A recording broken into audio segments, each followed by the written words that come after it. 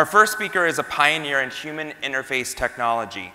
He has served a combined 23 years as a U.S. Air Force officer and civilian at the Armstrong Laboratory at Wright-Patterson Air Force Base in Ohio, where he developed advanced cockpits and virtual interfaces for the Department of Defense.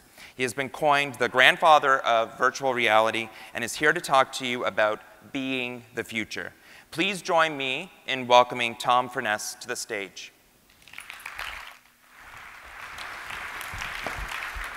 The future. Please join me in welcoming Tom Furness to the stage.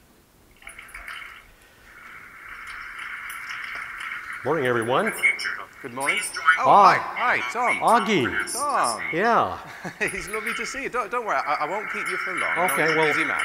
Morning, everyone. How are you doing? I'm very good. Have you had breakfast?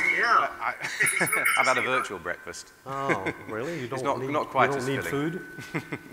They feed you electrons? But as you know, I do get messages from devices that you've had a personal history with. But I do need your help to understand the visions that I get. Are you willing to do that for me? Oh, sure. Well, because there's a lot of voices. There really are. Let's face it. You've got a personal history with a lot of digital devices. It's like a cacophony out there. It's a lot of noise. But I want everybody here to help, actually, to help focus the mind. So can I ask you, Tom, and everybody, I want everybody to close their eyes. Close your eyes and take a deep breath. That's it. Fill your blood with oxygen and find a still point in your mind. The signals that I listen for are as weak as brain waves, but they're as strong as your will. Oh, no, I've got something. You can open your eyes now. I've got something. It's calling me. It's a young voice, yeah. It's a loud ringtone. Oh, it's a precocious little bugger. No, it's your cell phone. Your cell phone's talking to me. Does that make sense? Yeah. Well, it wants to say, sorry for interrupting you so often, first of all. It's saying there's something been calling you, trying to call you for years, like a special project or a perennial question that's been haunting you. Does that resonate at all? Yeah. Yeah.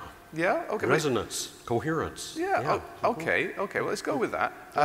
Your phone is saying that you take so many calls from so many people that sometimes this more important call, this calling, if you like, is having trouble getting through.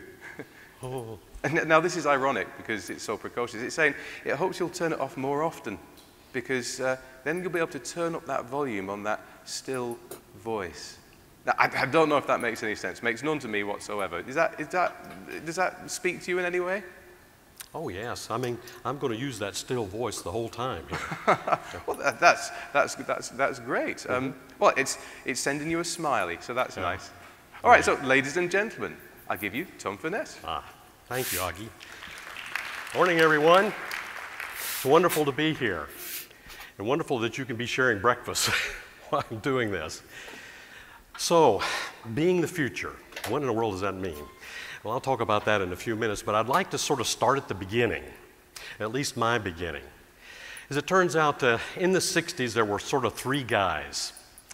There was Mort Heilig and Ivan Sutherland and this brand new second lieutenant, Tom Furness, at Wright-Patterson Air Force Base. Now, of course, Heilig and Sutherland were sort of older guys, and Furness was this fresh kid on the street. And what happened, of course, is that we all had visions and dreams. In the case of Mort Heilig,